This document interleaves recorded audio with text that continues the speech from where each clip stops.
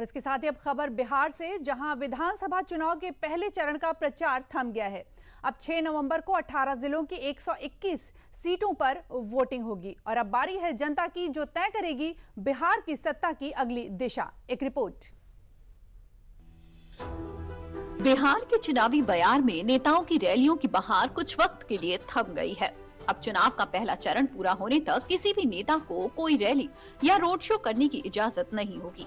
दरअसल चुनाव आयोग की गाइडलाइंस के मुताबिक चुनाव से 48 घंटे पहले चुनाव प्रचार को रोक दिया जाता है। बिहार विधानसभा चुनाव के पहले चरण का मतदान 6 नवंबर को होने वाला है, यानी 4 नवंबर की शाम से चुनाव प्रचार, रैलियों और रोड शो पर रोक लगा दी गई है। आइए जान लेते हैं बिहार विधानसभा चुनाव का पूरा ब्यौरा।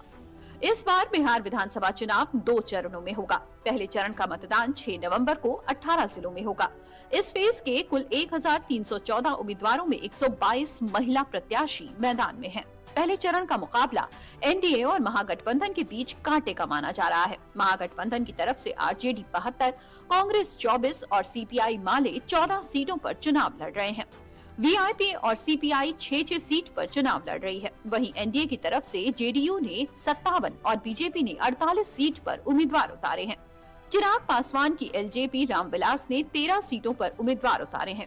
उपेंद्र कुशवाहा की पार्टी आरएलएम के 2 प्रत्याशी मैदान में हैं और जीतन राम मांझी की हिंदुस्तानी अवाम मोर्चा हम भी 1 सीट पर चुनाव लड़ रही है। 6 नवंबर को पटना, भोजपुर, बक्सर, गोपालगंज, सीवान, सारण, मुजफ्फरपुर, वैशाली, दरभंगा, समस्तीपुर, मधेपुरा, सहरसा, खगड़िया, बेगूसराय, मुंगेर, लखीसराय, शेखपुरा और नालंदा जिले की विधानसभा सीटों पर वोटिंग होगी।